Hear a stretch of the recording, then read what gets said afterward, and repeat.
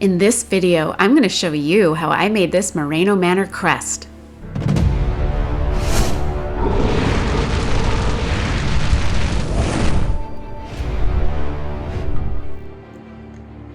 So I just did a little shield drawing, and now I'm going to punch in the M's, and then I'll do a couple dragons. So I got to trim these up a little bit. These little dragons are printed out from Stephen over at Ghostwood Manor. He used a Cricut cutting machine. I'm not too familiar with it, but he did his haunt using it, and I loved it. So I asked him if he could print a few of our dragons. It's our logo of our dragon head, and that's what we use. So a big shout out and a big thanks to Stephen over at Ghostwood Manor for doing that for us. He had a little problem with his Cricut machine, I think it was.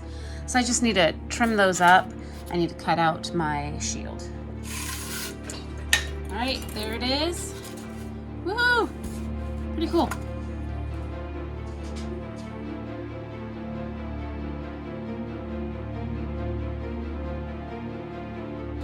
This was a used leftover piece of blue foam, and normally it would have been thrown in the trash, but I thought it was just the right size to make this crest. Then I used my wood burning tool that I have here. It's like a little pen, and you use it for wood burning, and it works great on foam. It's just, you have to adjust the heat, or sometimes it gets too hot. And then I just sanded it. I was gonna make this crest to look like metal. I changed my mind because this is 8 days to Halloween and I was running out of time. So I thought making it look like wood would be easier. I started out with a base coat of black. I like the red and black theme, and I also got these kid swords that were red and black, so I was trying to match that. All right, we're gonna let that dry, and it's time for me to go to work. I am going to make a wooden coat of arms, not a metal one. So first coat is black, and then I'll figure out the rest later. Honestly, I don't know what I'm doing. I'm just making up stuff as I go. After it dried for the day, this is what it looked like, and the dragon heads I just glued right on there. And then it was time to add the red paint. So with the paint, I just used airbrush paint, translucent red. I didn't want it to be really red. I kind of wanted it to mix in to show the black underneath it. So I went ahead and I just used a tiny little paintbrush and just painted the M's and the dragons. And this is what it looked like when it was all finished. Really like how it turned out. I wanted to add more details to the dragons, but just didn't have time. And these are the cheapo swords I bought. They're pretty childish, but in the dark, it looks great.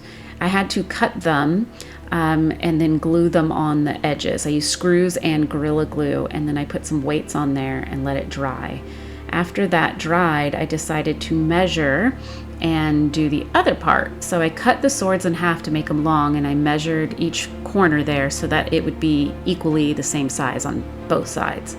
Did the same thing with the Gorilla Glue and a screw, and then I put some weights on it, and I let it dry pretty much most of all the day, about 8 hours, and then I was impatient. So after that, I put a little hole in the back to hang it and hung it up. So this project took me pretty much the day just because of drying time again, but I was really happy how it turned out, and it looks really awesome hanging over my king on our big skeletons of the long table in our dining hall.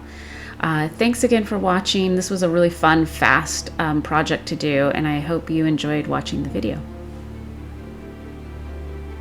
Be sure to watch our last video where I show everything all together.